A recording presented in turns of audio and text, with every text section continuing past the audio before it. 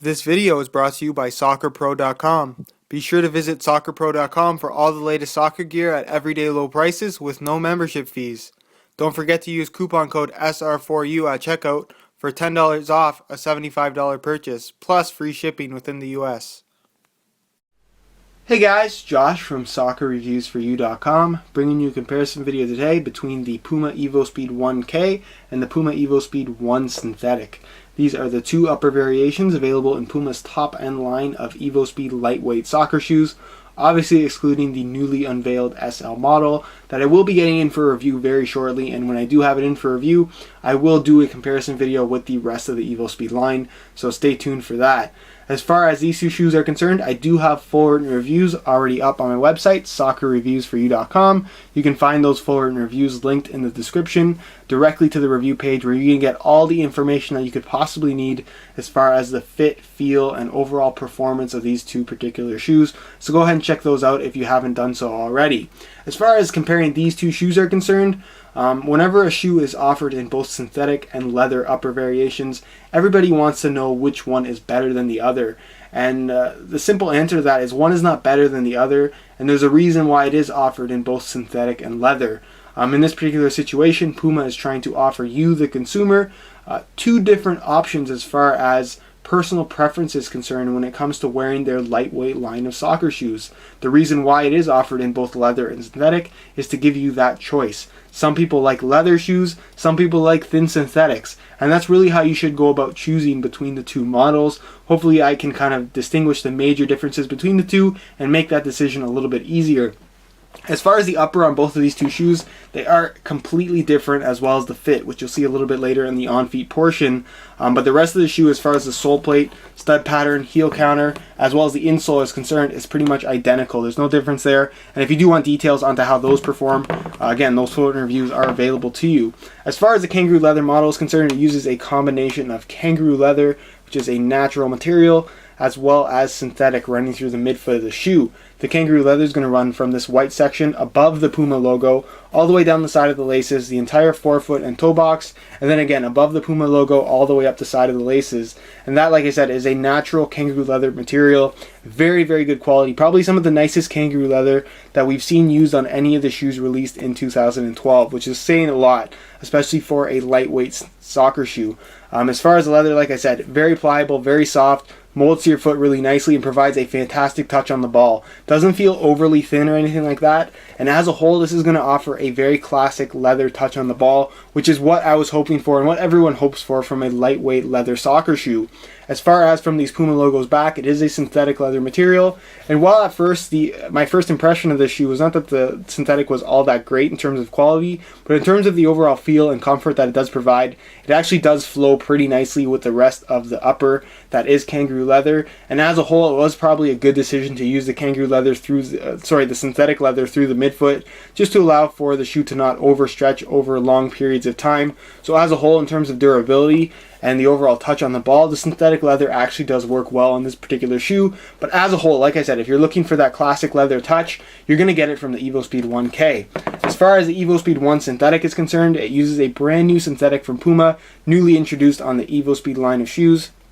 It is a monolayer microfiber synthetic material. Monolayer meaning that there is only one single layer in the makeup of the upper, and for that reason it is very, very thin, very reminiscent of the Sprint Skin from the F50 Adizero line from Adidas, the synthetic model anyways. And it doesn't feel as thin as that particular shoe, but as a whole it's a very, very thin upper, which again you'll see that in the on-feet portion of this kind of comparison video. As a whole, it feels a little bit stiff from right out of the box, but once you do get some break-in time, it will stretch a little bit, give a little bit to your foot, and really softens up and provides that nice, comfortable fit, or as comfortable of a fit as you would want from a lightweight synthetic, while still maintaining a very tight fit on the foot, which is very important. One unique aspect of this particular synthetic is the 3D dimpling print on the outside of the shoe. You can see at the toe box there's a very concentrated amount of dimples running there, and as you get further and further away, it kind of becomes less and less concentrated, further and further apart. And these little 3D dimples are basically rubberized, so it provides that little bit of extra grip on the ball without adding any of the extra bulk that would normally require a kind of rubberized striking element. So for that reason, it provides a very unique touch on the ball, unlike any other thin synthetic boot on the market, and provides that a little bit of extra grip on the ball when playing in either dry conditions or even wet conditions. So it's a very nice feature that they did use on there, and something that does take a little bit to get used to in my opinion, but as a whole works really, really well. As far as the rest of the shoe is concerned, the only other differences you're going to find is the heel liner in the back. The heel liner on the synthetic model is a synthetic leather with that same dimpling texture as what you're going to find on the toe. As a whole, there's a little bit of padding in there, and it holds your foot in place nicely. At no point did I feel like I was getting any kind of rubbing blisters or that my foot was sliding in and out at all. And just one other thing to mention on the synthetic model is the evoFit cage on the inside. You can see you have this little yellow liner here, and that's basically there just to stabilize the thin synthetic upper itself, wrap your foot a little bit tighter, and just to keep the shoe from overstretching when you are pushing off side to side. It does a very good job. Again, very similar feature to the sprint web that you're going to find in the synthetic models of the adizero. As far as the Kangaroo leather model is concerned, there is no evoFit cage on the inside or anything like that, because it is a natural leather. It kind of holds itself together. And then as far as the heel liner is concerned, you're going to get a synthetic suede heel liner, which again is very, very good quality. There's a little bit more padding in the heel liner on the Kangaroo leather model in comparison to the synthetic one, but as a whole, keeps your foot nice and comfortable. Again, heel slippage was not an issue, and they're pretty comfortable from right out of the box. So that's pretty much it as far as comparing the upper, and we'll move on to a quick weigh-in so you can see what the difference is between these two shoes in terms of weight. Obviously, the evoSPEED line of shoes from Puma is their lightweight line, so weight was taken into consideration as far as the overall design of the shoe.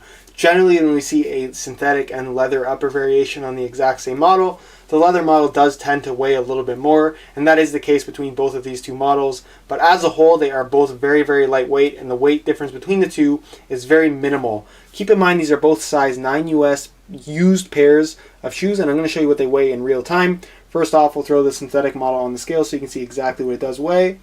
And it weighs in at 6.75 ounces. So just below that 7 ounce mark, very, very lightweight. Not exactly the same weight as the synthetic adizero, but as a whole, on feet and in hand, they're going to be extremely light, and you're not going to notice a lot of weight on your foot at all.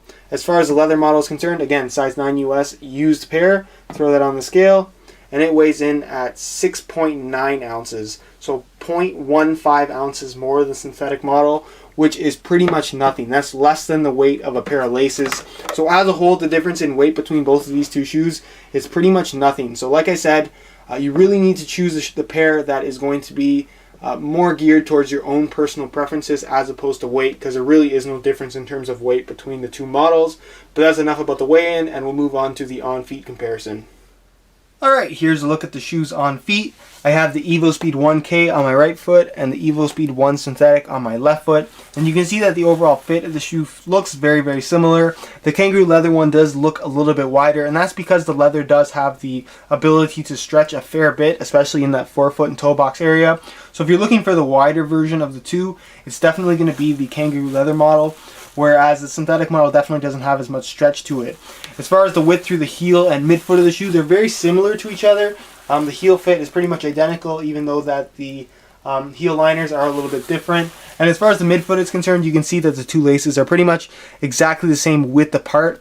I would just say that the synthetic model hugs the instep a little bit tighter than the Kangaroo leather model does. So just keep that in mind.